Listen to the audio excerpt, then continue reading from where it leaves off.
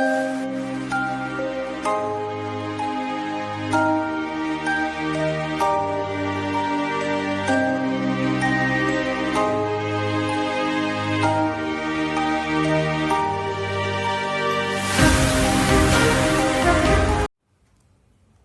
है आप सभी का सूरज कुमारी गाड़ोदिया की ऑनलाइन क्लास में। मैं संतोष चौधरी आज हिंदी विषय पर आपके साथ चर्चा करती हूँ। अपन ने पहली क्लास में अधिकारी अविकारी पर अध्ययन किया था और उनकी परिभाषा और उनके प्रकारों के बारे में जानकारी प्राप्त की थी और विकारी में संज्ञा को विस्तार पूर्वक अपन ने पढ़ा था। आज अपन बात करते हैं सर्वनाम की। सर्वनाम अर्थात सबका नाम। हिंदी भाषा में पुनरुक्ति दोष को कम करने के लिए सर्वनाम का प्रयोग किया जाता है। तो सर्वनाम की परिभाषा हुई कि संज्ञा के स्थान पर प्रयुक्त होने वाले शब्दों को सर्वनाम कहते हैं। चलिए आइए परिभाषा लिखते हैं अपन।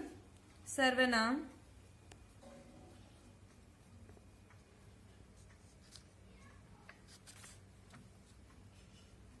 सबका नाम। फिर देखिए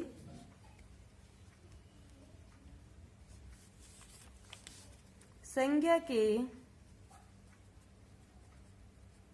स्थान पर प्रयुक्त होने वाले शब्दों को सर्वनाम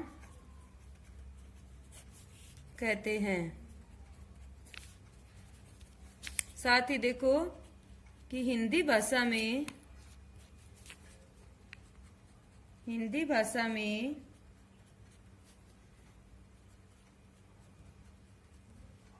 पुनरुक्ति दोष को कम करने के लिए सर्वनाम का प्रयोग किया जाता है।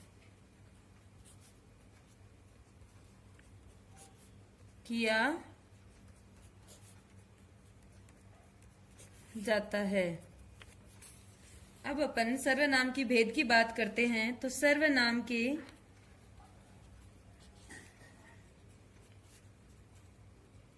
6 भेद हैं। देखिए पहला है पुरुषवाचक सर्वनाम। दूसरा अपना है निश्चयवाचक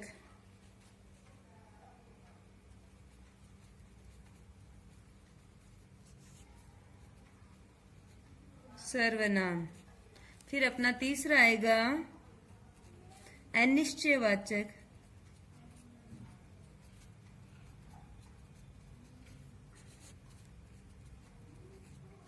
सर्वनाम। फिर आएगा अपना प्रश्नवाचक सर्वनाम।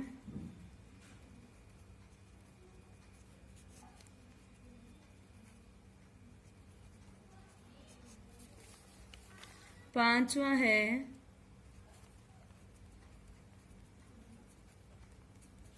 संबंधवाचक सर्वनाम। और अंतिम अपना रहेगा छठा निजवाचक सर्वनाम।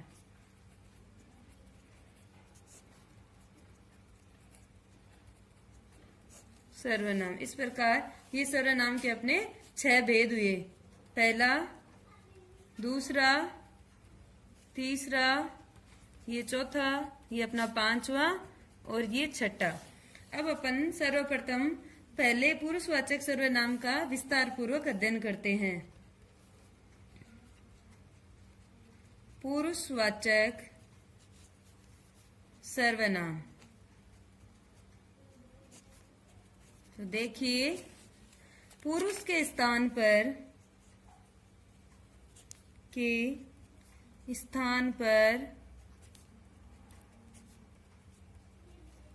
प्रयुक्त होता है पुरुषवाचक सर्वनाम। इसके 3 भेद है। पुरुषवाचक सर्वनाम के 3 भेद है। पहला देखिए, प्रथम पुरुष। दूसरा होगा अपना मध्यम पुरुष। और तीसरा है उत्तम पुरुष या अन्य पुरुष। ये अपने पुरुषवाचक सर्वनाम के 3 भेद है। तो देखिए ये प्रथम पुरुष में देखिए,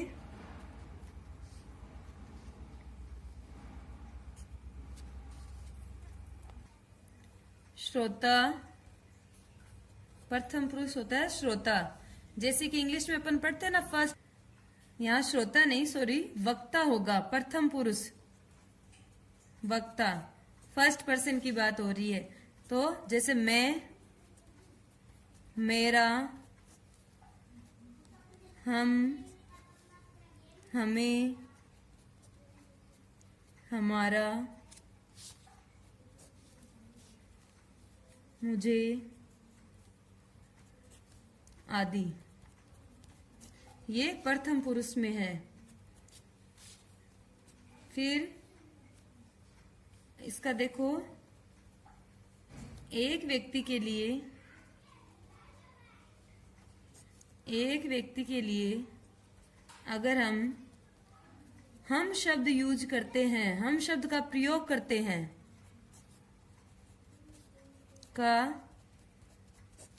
करते हैं, तो अहम भाव प्रकट होता है। अहंकार जिसकी बात हो रही है ना, मैं, तो अहम भाव प्रकट होता है। ये बात ध्यान में रखना। हमें तो अभी इतना ध्यान रखना है कि प्रथम पुरुष वक्ता होता है, उसमें मैं, मेरा, हम, हमें, हमारा, मुझे आदि, ये सारे शब्द आते हैं। दूसरा अपना क्या है, सेकंड पर्सन अर्थात मध्यम पुरुष। मध्यम पुरुष में देखिए, श्रोता, सुनने वाला या सामने वाला जो होता है। तो तू, तुम, तुझे, तेरा, तुझसे, आप या आपका, ये सब है। फिर अपना अन्य पुरुष, थर्ड पर्सन जो आता है, किसी तीसरे व्यक्ति के लिए बात करते हैं, तो वह, यह, ये, वे, उन्हें या उन्होंने आदि शब्दों का प्रयोग होगा। यहाँ अन्य पुरुष अर्थात तीसरा व्यक्ति। इस प्रकार अपन ने पुरुषवाचक सर्वनाम का अध्ययन किया। फिर आगे देखिए,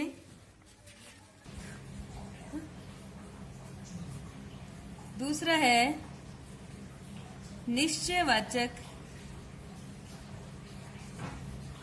सर्वनाम।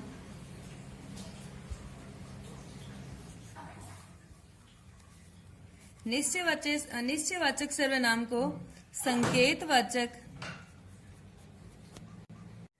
निश्चयवाचक सर्वनाम दूसरा, इसको संकेतवाचक सर्वनाम भी कहते हैं। अब इसकी परिभाषा देखिए, जिन सर्वनाम शब्दों से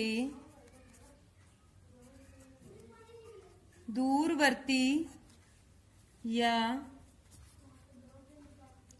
समीपवर्ती व्यक्तियों, प्राणियों,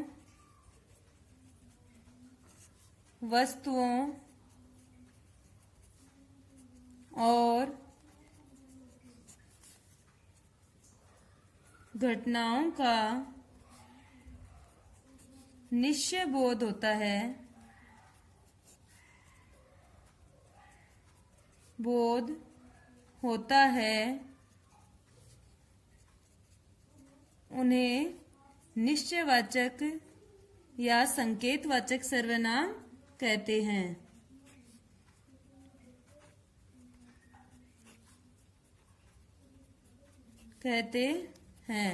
देखिए, जैसे यह पास की वस्तुओं के लिए प्रयुक्त किया जाता है।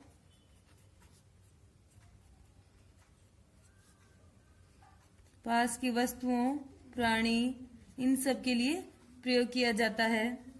वह दूर के लिए, वे, ये बहुवचन में,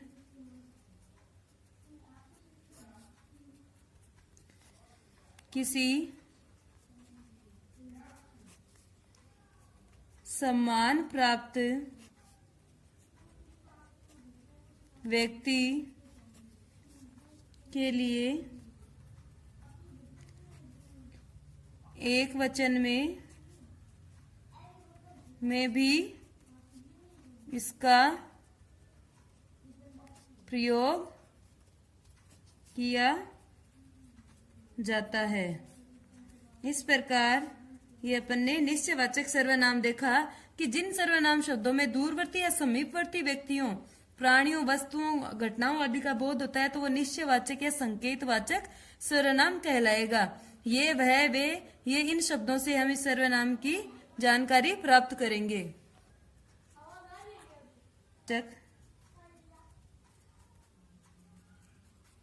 अनिश्चयवाचक सर्वनाम।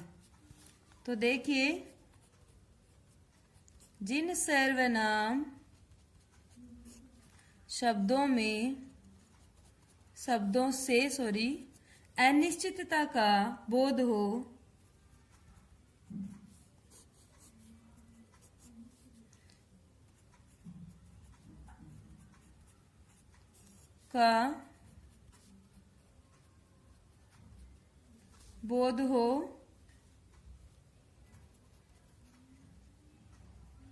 उसे अनिश्चयवाचक सर्वनाम कहते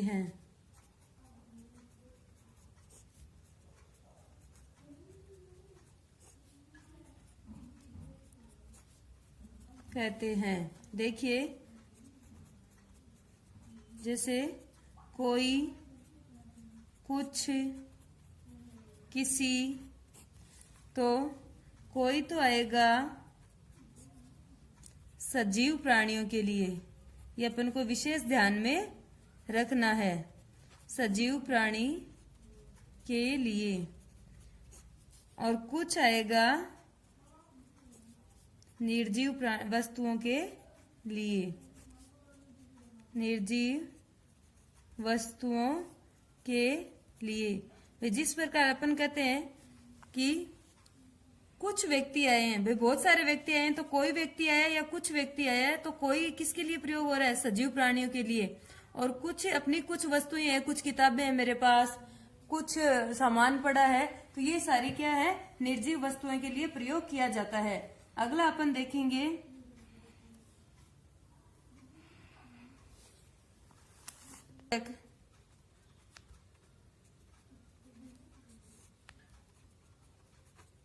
सर्वनाम। प्रश्नवाचक सर्वनाम से पता चल रहा है कि क्वेश्चन का बोध होना।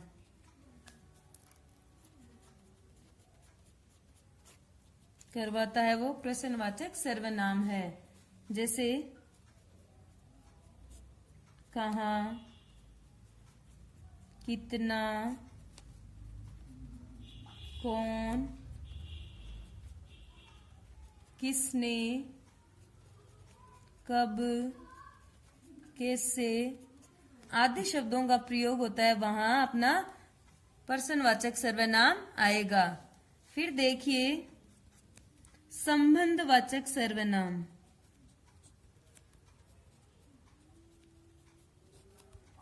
संबंधवाचक सर्वनाम। तो इसको देखिए, संबंध प्रकट करने के लिए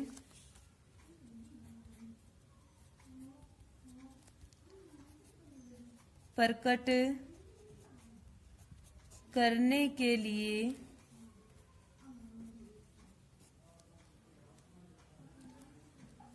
संबंधवाचक सर्वनाम का प्रयोग किया जाता है।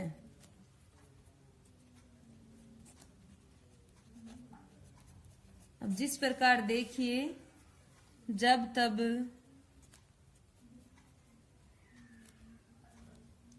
जैसा, वैसा, एक दूसरे से रिलेटेड जो चीजें हैं वो अपन के संबंधवाचक में आएगी। जो, शो,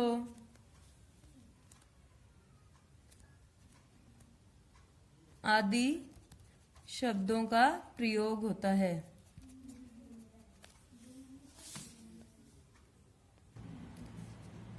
छठा अपना है निजवाचक सर्वनाम। निजवाचक, निज मतलब अपना होता है, तो अपनापन प्रकट करने के लिए,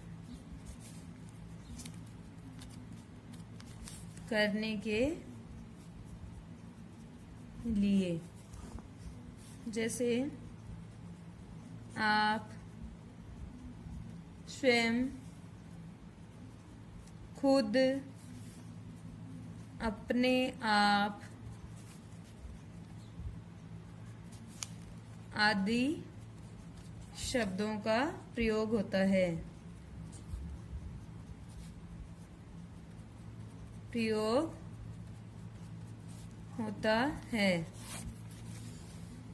इस प्रकार आज अपन ने सर्वनाम की परिभाषा और सर्वनाम के 6 भेदों को विस्तार पूर्वक पढ़ा है। आज अपने व्याकरण की जो किताब है उससे या फिर ये जो नोट्स बने हैं उसके आधार पर अपन सर्वनाम का अध्ययन करेंगे।